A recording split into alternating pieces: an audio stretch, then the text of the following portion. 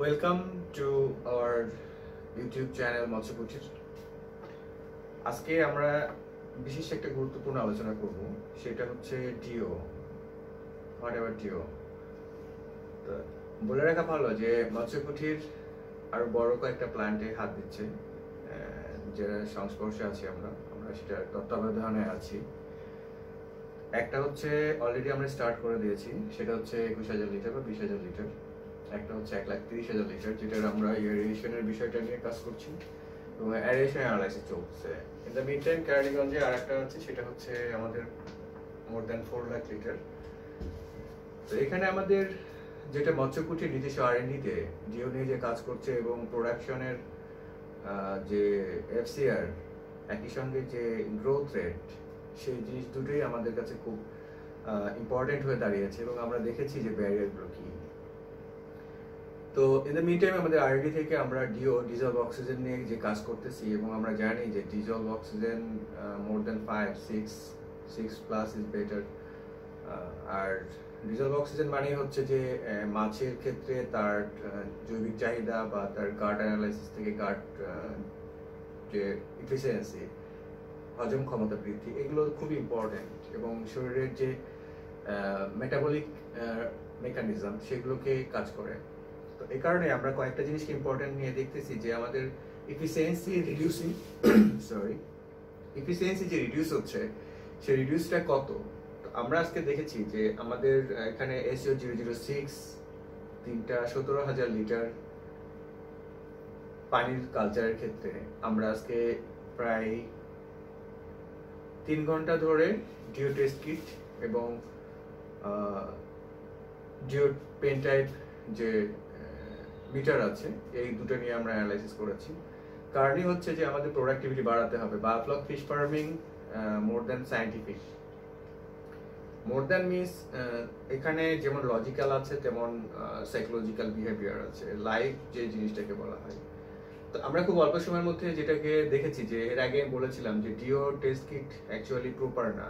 Deo test kit আমাদের একটা নির্দিষ্ট সময় পরে তার অ্যাক্টিভিটি হারায় ফেলে। তো আজকে আমরা কি করেছি, আজকে আমরা যেটা করেছি সেটা হচ্ছে যে প্রথমত আমরা আমাদের যে এখানে একটা আছে test pen type DO meter, এটা এসডোর, আমরা এটা ইউজ করবো আর কি, যেটা হচ্ছে আপনার 1,30,000 লিটারের ক্ষেত্রে এটা ব্যবহার হবে। তো তার পূর্বে আমরা এটা কাজ করতেছি, সেটা হচ্ছে যে এটা আমরা ক্যালিব্রেটেড, এবং আমি এটা নিয়ে এখন আলোচনা করতে চাচ্ছি না, আমরা খালি জাস্ট টেস্ট কম্পারেট আলোচনাটা করব এখানে। তো এখান থেকে আমরা ডিও টেস্ট কিট দেখেছি এবং আমি বলেছিলাম যে প্রথম দিকে যে টেস্ট কিটগুলো আমরা ব্যবহার করি সেটা ভালো থাকে এবং আমরা সেটা ক্রস চেক করেছি, সেটা হচ্ছে লাইফসনিক দিয়ে। আমরা পিচ বিজ্ঞানটা ইউজ করেছি এবং আদার্স খোঁজার চেষ্টা করেছি, বাট সেগুলো আমরা এর মধ্যে আমরা করতে পারিনি। তো এই দুটো ক্রস চেক করার পরে আমরা দেখতেছি যে অ্যারাউন্ড সেম। আমরা এখানে ডিও টেস্ট করার ক্ষেত্রে এক ধরনের প্রিকশন আছে বা আমাদের কিছু বিষয় আছে যেগুলোকে আমাদের অ্যাকুরেসির জন্য মাথায় রাখতে হবে। সেটা হচ্ছে যে আমরা যে এখানে টেস্ট করি সেখানে আমার সলিউশনগুলোকে অবশ্যই এয়ার টাইট রাখতে হবে অলওয়েজ। টেস্ট করার পরে এটাকে টেস্ট করার পরে অবশ্যই খুলে সঙ্গে সঙ্গে রেখে দিতে হবে, এটা একটা। আর একটা হচ্ছে এখানে যেটা প্রোভাইড করা হয়েছে সেটা হচ্ছে যে আমার এখানে টেস্টের একটা কি আছে, এখানে স্যাম্পল করা আছে, যেটা আমি করেছিলাম 2টার দিকে আজকে দুপুরে, এবং এই দুটার কালার এখান থেকে হয়তো বোঝা যাবে না। দুটার আমার এটা হচ্ছে যে সিম্বল করা আছে, কালার যেটা সেটা হচ্ছে BFT2 এবং এটা হচ্ছে BFT1। তো এটা রেজাল্ট দুটো আমাদের কাছে আছে এবং খুব কাছাকাছি, 2.25 এটা বেশি আছে, এটা হচ্ছে 2.15। দ্যাট ইজ আমার টেস্ট কিট টেস্ট যেটা পেন টাইপ মিটারে আসছে। আর এক্ষেত্রে যেটা আমাদের আসছে সেটা হচ্ছে যে 2 থেকে 4 মধ্যে আমার রেজাল্ট থাকে। সেক্ষেত্রে আমার এখানে যে থাকে সেটা আমার যে কালার ম্যাচিং এর বিষয়টা আমি দেখাইতে পারবো, পরে আমরা দেখাচ্ছি, তো সেটা নাই। তো খুব স্বল্প সময়ের মধ্যে আমরা এখানে কিছু কিছু বিষয় নিয়ে আলোচনা করব। সেটা আমার এখানে যে টেস্ট রেজাল্টগুলো আছে আমি এখানে দেখাইছি যে এখান থেকে পেয়েছি, এবং এগুলো হচ্ছে আমার প্রায় 3 ঘন্টার একটা কেস স্টাডি কম্পেয়ার ডিসকাশন। তো সেটাকে আমি জাস্ট ডিও টেস্টটা আমি দেখাবো যে আমরা ইউরোটা কি করি। আমরা বড় টেস্ট টিউবে নেই, নেওয়ার পরে সেখানে আমরা 5 ml পানি নেই, নেওয়ার পরে সলিউশন ফার্স্ট সলিউশন দেই, দেওয়ার পরে আমরা ঝাঁকাই। এর মধ্যে কি হয়, মাঝখানে যে গ্যাপটা থাকে সেই গ্যাপের এয়ার যে অক্সিজেন আছে সেই অক্সিজেনটা এর মধ্যে ডিজলভ হয়ে যায়। তাতে আমার কি হচ্ছে যে এখানে যে অক্সিজেনটা পানির মধ্যে ছিল তার সঙ্গে সেটা 100% ডিজলভ হয়ে গেল। এরপরে আমরা আবার 2 নম্বর সলিউশনটা ওখানে দিচ্ছি, দেওয়ার পরে আবারও ঝাঁকি দিচ্ছি এবং আমরা ওয়েট করতেছি। ক্যাপলেস বা ক্যাপ দিলে পরেও সেক্ষেত্রে এটা হচ্ছে। এক্ষেত্রে কি করতে হবে, আমাদের পানির যে মাত্রাটা সেটা অবশ্যই ফিক্স রাখতে হবে এবং 10 ড্রপ নেওয়ার মতন জায়গায় এখানে রাখতে হবে। সেটা একটা এক্সপেরিয়েন্সের ব্যাপার। এক্সপেরিমেন্টের মাধ্যমে এক্সপেরিয়েন্সটাকে গ্যাদার করতে হবে। তো বায়োফ্লক ফিশ ফার্মিং মোর টেকনিক্যাল, এই কারণেই আমি বললাম যে মোর দেন সায়েন্টিফিক। তো সেক্ষেত্রে আমাদেরকে টেকনিক্যাল, এটা হচ্ছে টেকনিক্যাল এবং প্রত্যেকটা মানুষকে এটাকে জানতে হবে যারা বায়োফ্লকের সঙ্গে রিলেটেড থাকবে। এটাই হচ্ছে আমাদের বিষয়। তো সেক্ষেত্রে আমরা এখন আমি কথা বলবো হচ্ছে যে ডিও 2.5 দিয়ে কি একটা বায়োফ্লক ফিশ ফার্মিং হবে কিনা। আমরা জানি, সবাই জানি যে মোর দ্যান 5 ডিও আমরা রাখতে হবে।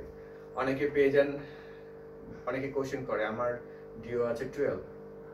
এটা কি কোয়াইট ইম্পসিবল, কারণ আমি দেখেছি যে আমার এখানে যে ডেটা আছে সেই ডেটা থেকে আমি বলতে পারি যে আমার ফ্রেশ ওয়াটার পিএইচ ডিও আমি পেয়েছি 3.45 এবং 50 লিটারের যে আমার এখানে ক্যাপাসিটি সম্পন্ন যে 70টা মাছ আছে সেখানে আমি 2.78 পেয়েছি, যেটা 10 মিনিটের অ্যানালাইসিস। আমি এটা নিয়ে পরে কথা বলবো যে কিভাবে মেজার করতে হবে। আর একটা আছে BFT 1 এ যেটা পেয়েছি সেটা তো আমি বললামই 2.15 এবং BFT 2 তে যেটা পেয়েছি সেটা হচ্ছে 2.47। তো এক্ষেত্রে আমার ফ্লক কত আছে সেটা আমার এখানে বোঝার বিষয় আছে। ফ্লক আছে হচ্ছে আমার BFT 1 এ আছে হচ্ছে আমার 35 প্লাস এবং BFT 2 তে আছে 42। সেক্ষেত্রে আমার যে অ্যারিয়েশনের ক্যাপাসিটি এবং সেম টাইপসের তিনটা SAO 006 এর পরেও আমি এখানে এই অবস্থা, তাহলে আমার ফ্লকগুলো কি হচ্ছে, অক্সিজেন কনজিউম করতেছে। এরপরে আমি যেটা বলতে চাই সেটা হচ্ছে যে পিএইচ, ডিও এবং কার্বন ডাই অক্সাইড, অর্থাৎ আমার ডিওর এফিসিয়েন্সি একটা বিষয়, যেটা হচ্ছে প্রথম দিকে আমার এটা 5 ছিল বা 6 ছিল, আমি 7ও পেয়েছি টেম্পারেচার রেজের কারণে। এখন সেটা কমে গেছে। যদি আমার টেম্পারেচার 50 ডিগ্রি সেন্টিগ্রেড, আমার এখানে 40 ডিগ্রি সেন্টিগ্রেড পর্যন্ত ছিল, 14 ডিগ্রি। তো সেটাই এখন আমার আছে যে 27 ডিগ্রি।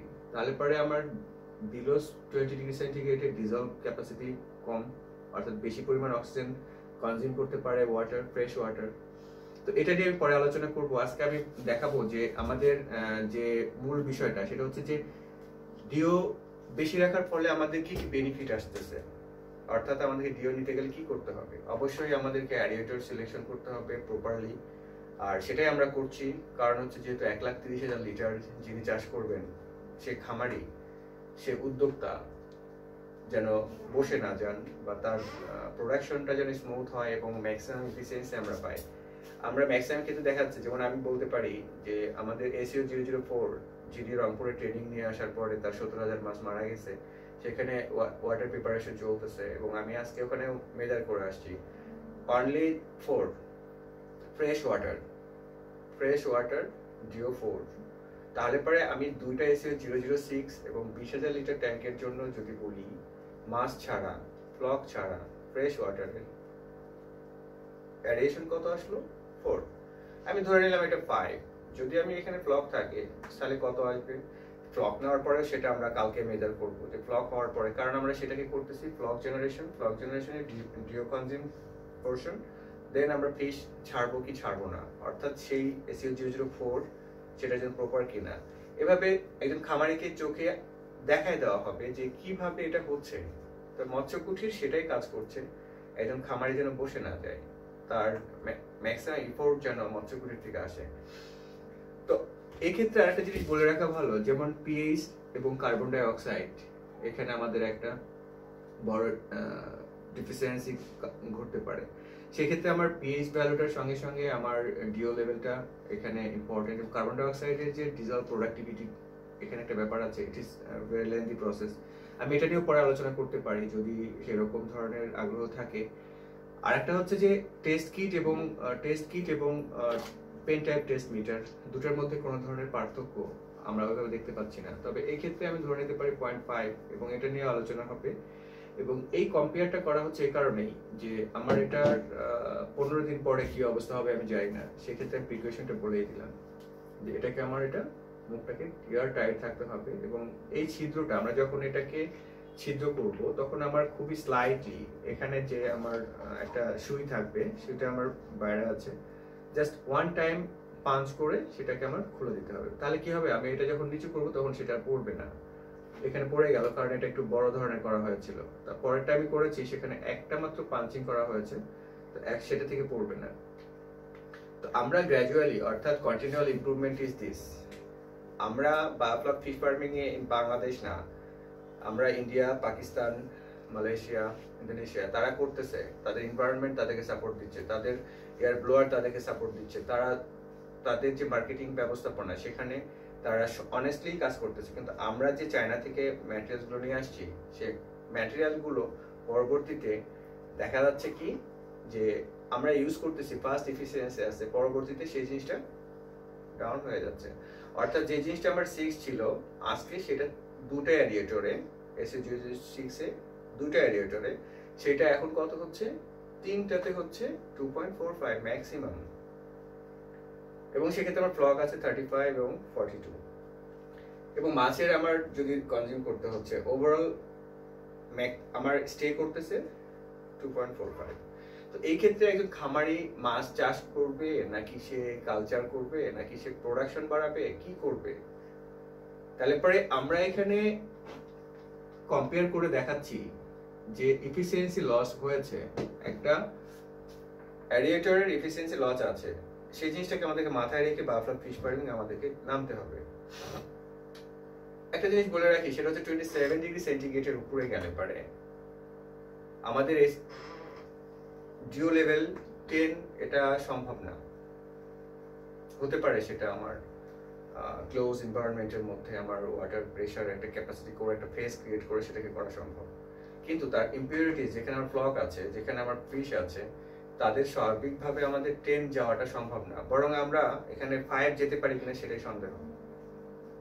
সেক্ষেত্রে আমার অবশ্যই অ্যারিয়েটরের ব্যবস্থাপনা করতে হবে। যারা বলতেছে যে হ্যাঁ আমার এটার এত লিটার করা সম্ভব, বাট আমি কনফিউজড। হ্যাঁ এরিয়েশন দেওয়া সম্ভব, কিন্তু ডিও মেইনটেইন করা সম্ভব কিনা এটা আমার কোশ্চেন।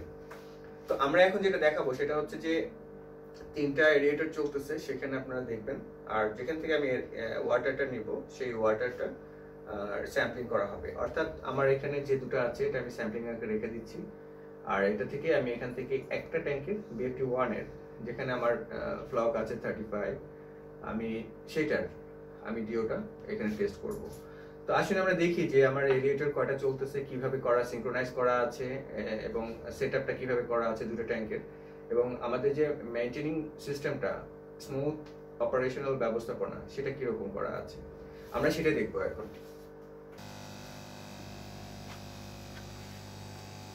এখানে আমাদের 3টা এরিয়েটর আছে SA006। আগেই বলেছি যে 3টা এরিয়েটর 1 2 3, এবং প্রত্যেকটাই আমার সুইচিং সিস্টেম হচ্ছে ভেতরে আছে, এখানে আছে। আর এখান থেকে আমি কম্পাইল করেছি হচ্ছে একটা সিলিন্ডারের মাধ্যমে।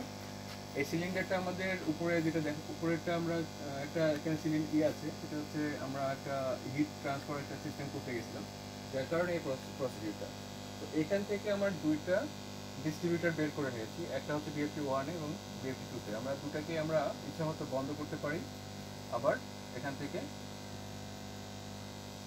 ওপেন করে দিতে পারি। তো আমাদের এখান থেকে টোটাল সিস্টেম ডিস্ট্রিবিউশন হয়ে যাচ্ছে। আমি যেটা করেছি সেটা হচ্ছে যে এখানে আমার 50-50 করে নেওয়া হয়েছে, অর্থাৎ 3টা SA006 3টা, যেটা আমি বলেছিলাম যে আমার ডিও লেভেল আছে হচ্ছে 2.45 ম্যাক্সিমাম। এবং আমরা এখন এই ট্যাঙ্কের আমি টেস্টটা করব, যেটা হচ্ছে সেম, অর্থাৎ যেটা করেছিলাম এটা হচ্ছে সেটা। এবং এটার কালার খুব একটা ভালো বোঝা যাবে না এখানে, এটার প্রায় 7 ঘন্টা হয়ে গেছে। আমরা নতুন একটা করব এবং সেটার কম্পেয়ার করব এখানে। তো তার আগে আমরা যেটা করব সেটা হচ্ছে যে এটাকে আমার পরিষ্কার করে নিতে হবে। পরিষ্কারের জন্য ফেদার আছে, এবং অবশ্যই ফ্রেশ ওয়াটার দিয়ে এটাকে পরিষ্কার করে নিতে হবে। আর এখানে আরও অন্যান্য আছে, টেস্ট টিউব আছে, সেই টেস্ট টিউবগুলো আমরা ইউজ করবো না এক্ষেত্রে, বা এই ধরনের এপিআই এর যে টেস্ট টিউবগুলো আছে সেগুলো আমরা ইউজ করব না। কারণ হচ্ছে এখানে একটা গ্যাপ থাকে, যেটাকে আমি বলছিলাম যে অন্যান্য টেস্ট টিউবের ক্ষেত্রে গ্যাপ থাকে, বড় বড় টেস্ট টিউব থাকে। তো এক্ষেত্রে যে যে জিনিসটা প্রোভাইড করা হয়েছে আমরা সেটা ইউজ করব। এবং বেসিক্যালি আমরা যদি কাজ করতে যাই সেক্ষেত্রে অবশ্যই আমার নির্দিষ্ট পরিমাণের উপরে যেন না থাকে, এই জিনিসটা মাথার মধ্যে রাখতে হবে। আদারওয়াইজ এখানে ইরোর হয়ে যাওয়ার সম্ভাবনা আছে। তো আমরা এখন দেখি যে আমরা একটা বাবুল যেখান থেকে উঠতেছে, স্টোন আছে, স্টোনের এরিয়াতে অবশ্যই ডিওটা সবচেয়ে বেশি থাকবে। তো আমরা সেখান থেকেই আমার স্যাম্পলটা কালেক্ট করবো যে এখানকার ম্যাক্সিমাম ডিওটা কত হচ্ছে। তো আমরা দেখি তাহলে।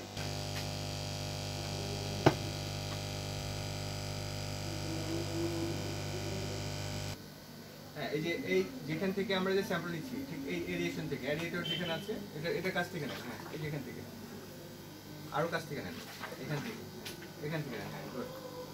এটা হচ্ছে আমাদের স্যাম্পলিং। সাজ্জাদ ভাই আমাদের এখানে স্যাম্পল নিয়েছে। তো আমাদের কাজ হচ্ছে স্যাম্পল।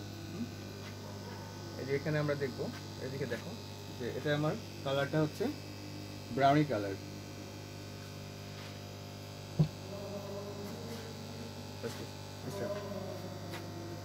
এটা হচ্ছে আমার সম্পূর্ণ খালি।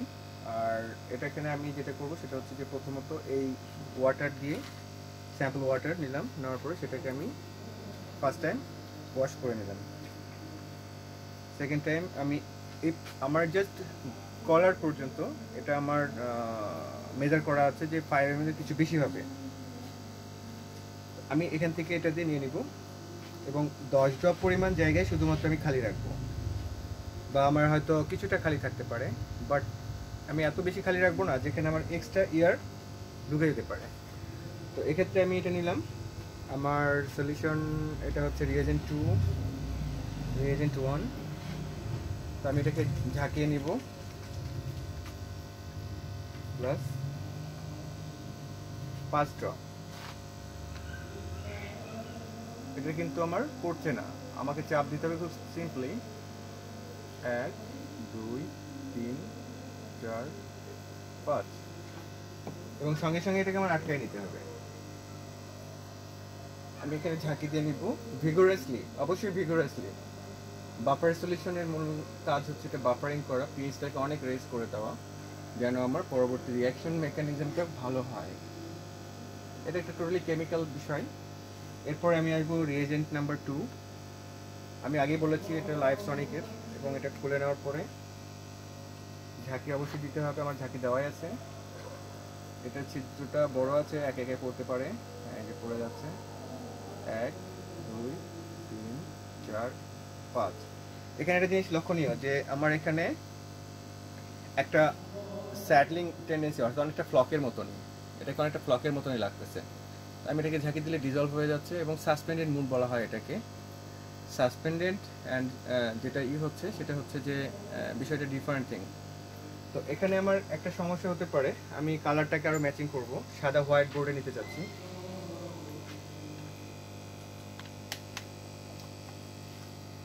অরিজিনাল কালারটা হচ্ছে এটা।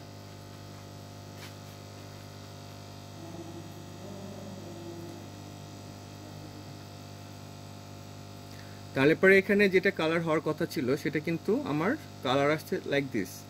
আমি যদি এটা সরাই দেই তাহলে কিন্তু কালার অন্যরকম আসছে। সো আমাদের একটা জিনিস মাথায় রাখতে হবে যে অরিজিনাল কালারটা ভিজুয়ালিটা হচ্ছে এইটা।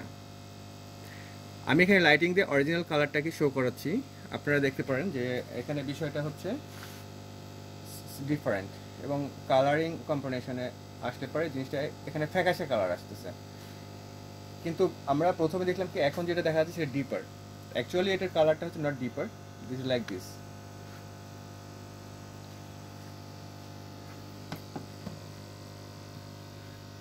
তো এখন আমরা এখানে হাতে ধরে আছি, বিষয়টা হচ্ছে এখানে যে আমার যেন অক্সিডেশনটা আমার আদার্স এরিয়েশনটা না হয়, কিন্তু আমরা এখানে দেখানোর জন্য মূলত এই কাজটা করা হয়েছে। আপনাদের কাজ হচ্ছে এটাকে ভিগোরাসলি ঝাঁকি দিয়ে জাস্ট ক্যাপিং করে দেওয়া।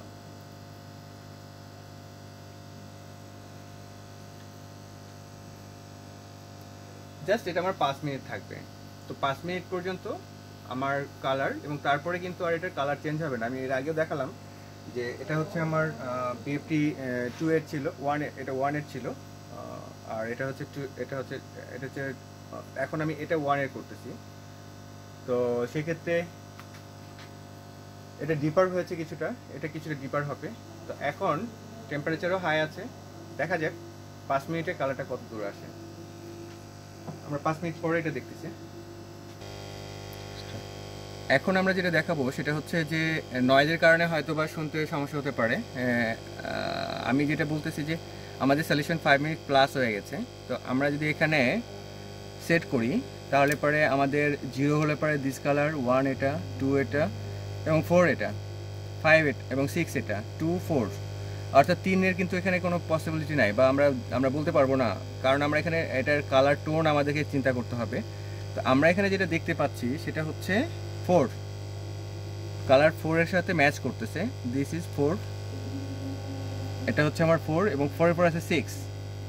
আমার এটা 4 এর সঙ্গে 4 এর মতো ডিপার না, বরং 4 এর চাইতে কম, এবং 2 এর সাথে কখনো মিলতেছে না। দ্যাট ইজ 2 এর উপরে, দ্যাট ইজ 3, অ্যারাউন্ড 3 এর কাছাকাছি হবে, এবং 4 এর কাছাকাছি যাচ্ছে না।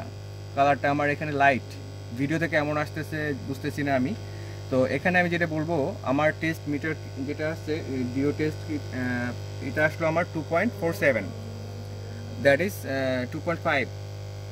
তো আমি ধরে নিচ্ছি যে 0.5 ভ্যারিয়েশনে যদি হয় তাহলে পরে আমার 3 ঠিকই আছে, বা 0.2 যদি হয় তাহলে 2.7 হয়ে যাচ্ছে। তো সেক্ষেত্রে আমি ধরে নিব যে আমার এই টেস্ট রেজাল্টটা আপাতত ঠিকই আছে। তো আমরা এখন দেখব যে টেস্ট মিটারটা যেটা কি সেটার বিষয়টা। তাহলে পরে আমরা যেটা ফিজিক্যালি আমরা যেটা দেখালাম যে দিস ইজ দ্য ডিও, এবং আমরা বায়োফ্লক ফিশ ফার্মার যারা তারা আসলে মাছের উৎপাদনের জন্য আসছে এখানে। আমরা যত দ্রুত সম্ভব মাছটাকে উৎপাদন করতে হবে এবং সেটাকে মার্কেটজাত করতে হবে। একই সঙ্গে মাছটার হেলদি হতে হবে, যেন ফাস্টনেস থাকে, যেটা আমি প্রথমে বলে দিয়েছি। তো এখানে আমি যেটা দেখালাম যে দিস ইজ দ্য ডেভিয়েশন, এবং আমাদেরকে কি করতে হবে, আমাদেরকে কম্পেয়ার বিষয়গুলোকে বুঝতে হবে, এবং আমাদের এগুলোকে সবসময় এয়ার টাইটলি রাখতে হবে। আমি সেকেন্ড টাইম বললাম, এবং আপনারা লাইভ সনিক না, যে কোনো সনিকই ব্যবহার করতে পারেন, সেটাতে আমার কিছু যায় আসে না, বা মৎস্যকুঠি সে ব্যাপারে রেসপন্সিবল না। লাইভ সনিকের আমি অ্যাড করতেছি না, বা আমি ফিশ বিজ্ঞানের অ্যাড করতেছি না। আপনারা ব্যবহার করবেন কিভাবে আমি সেটা বলতেছি। This is the procedure. আর এখানে আমাদের যেটা আছে সেটা হচ্ছে আমাদের এসডোর, যে আমার এখানে ব্যবহার করতেছি সিমবেক্স ইন্টারন্যাশনাল, ওরা আমাদের সঙ্গে, আমরা তার সঙ্গে কাজ করছি, তারা আমাদের সঙ্গে কাজ করছে, এবং এর অ্যাকুরেসিটা আমরা এখানে চেক করেছি যে নর্মাল ওয়াটারে 3 মিনিট, এটা আগে বলা হয়েছে। এবং আমরা যখন ফ্লক ওয়াটার, যেটা ট্যাঙ্ক ওয়াটার নিচ্ছি, তখন সেটা থামতে অনেক সময় লাগতেছে, ইভেন 15 মিনিট, আমরা 25 মিনিট পর্যন্ত সময় দেখেছি। এর একটি স্ট্যান্ডার্ড ব্যাপার আছে, সেটাকে আমার এখানে ডেটা ম্যানেজমেন্টে আমি এখানে সেটাকে করেছি, আমি এত ডিসকাস যাচ্ছি না। তাহলে পরে আমাদেরকে বুঝতে হবে যে এটাকে আমি কিভাবে অর্গানাইজ অপারেট করব, বা ডিজিটাল একটা মিটারকে আমি কিভাবে আমি আমার এখানে ইউজ করব। আমি এখানে মূলত বোঝাতে চাচ্ছি একজন বায়োফ্লক ফিশ ফার্মারকে কিভাবে ম্যাটেরিয়ালস হ্যান্ডলিং করতে হবে, ইরোর রিডিউস করতে হবে। দিস ইজ দ্য ফ্যাক্টর, এবং এটা প্রায়র। তো এটা ব্যবহারের জন্য এখানে ক্যালিব্রেশনাল প্রসিডিউর আছে, সলিউশন আছে, এবং এক্সট্রা এখানে এর ক্যাপ আছে। এটাকে ক্লিনিং এর জন্য বাদার্সের সাপোর্ট আছে, আর এটার জন্য এখানে ম্যাটেরিয়ালস আরো আছে। তো এটা নিয়ে আমি ক্যালিব্রেশন প্রসিডিউরটা পরে যখন করবো তখন এটা আমি আপনাদেরকে দেখাই দিব যে আসলে এগুলোর প্রত্যেক ডিভাইস এবং ফ্যাসিলিটিস, এবং এখানে ক্যালিব্রেশন সার্টিফিকেট আছে। সো এটা হচ্ছে আমাদের বড় পাওয়া, যে একটা আইএসও বা স্ট্যান্ডার্ডকে মেনটেনের জন্য যা করা লাগে এইচটো আমাদেরকে সেটা দিচ্ছে, এবং বাংলাদেশে এটা প্রোভাইড করতেছে। তো এই হচ্ছে আমাদের ডিভাইস এবং আর&ডি। আমি এটা করার আলোচনা করার মূল কারণই হচ্ছে আমরা বায়োফ্লক ফিশ ফার্মার টেকনিক্যাল যে সাপোর্টটা এখানে 100% উই আর টেকনিক্যাল পারসন। আমাদের মনে রাখতে হবে একটা বিষয়, যে আমরা এখানে ইঞ্জিনিয়ারিং এবং টেকনোলজি ইউজ করছি, এবং সেই টেকনোলজিটা হচ্ছে biological science, physiological science, water science, আর হচ্ছে ইলেকট্রিক্যাল সায়েন্স ইন ইঞ্জিনিয়ারিং। তো তো এখানে এই এতগুলো synchronise, that is the mechatronics field. সুতরাং আমাদের দেশে, বাংলাদেশে যে মৎস্য চাষ প্রকল্প বা মৎস্য চাষ নিয়ে কাজ করছে, তারা অধিকাংশই গ্রামীণ পরিবেশ থেকে আসছে। আমরা আধুনিক যারা মৎস্য চাষি, তো তারা কিন্তু মেকাট্রনিক্স একটা প্রযুক্তিকে নিয়ে এসে আমরা যখন কথা বলবো, তখন সেখানে নিজেকে কতটা জানতে হবে সেটা হচ্ছে বড় বিষয়। আমরা ট্রেনিং এর দরকার নাই, বা আমাদের এটার দরকার নাই, সেটার দরকার নাই, কোনো দরকার নাই, but you should know what you are doing and why, where, how. 5S tools থেকে শুরু করে এভরিথিং, ডাটা ম্যানেজমেন্ট থেকে শুরু করে এভরিথিং হেয়ার ড্রাফট লিস্ট। এবং এখান থেকে আমরা আগামীতে মোর স্ট্যান্ডার্ড সেকেন্ড স্টেজে যাব, থার্ড স্টেজে যাব। Continual improvement is like this. তো আমরা যারা বাংলাদেশে মৎস্য কুঠির এখানে সেই কাজটা করছে, যেন কোনো বায়োফ্লক ফিশ ফার্মার প্রচুর খেয়ে না পড়ে। আমরা তাদের পাশে আছি, আমরা তাদের কাছ থেকে শিখছি, এবং আমরা তাদের পাশে থেকে কাজ করছি শুধুমাত্র ডাটা ম্যানেজমেন্ট এবং শুধুমাত্র টেস্ট নির্ভর গবেষণামূলক কাজ। তো মৎস্যকুটির আপনাদের সবাইকেই স্বাগতম জানাচ্ছে মৎস্যকুটিরে আসার জন্য, মৎস্যকুটির ভিজিটের জন্য, R&Dর জন্য, এবং আমরা যে পরবর্তী প্রোগ্রামগুলো করব সেগুলো দেখার জন্য। তো আজকের মতো এখানে আমি সমাপ্ত করছি। সবাই ভালো থাকবেন, সুস্থ থাকবেন। আল্লাহ হাফেজ।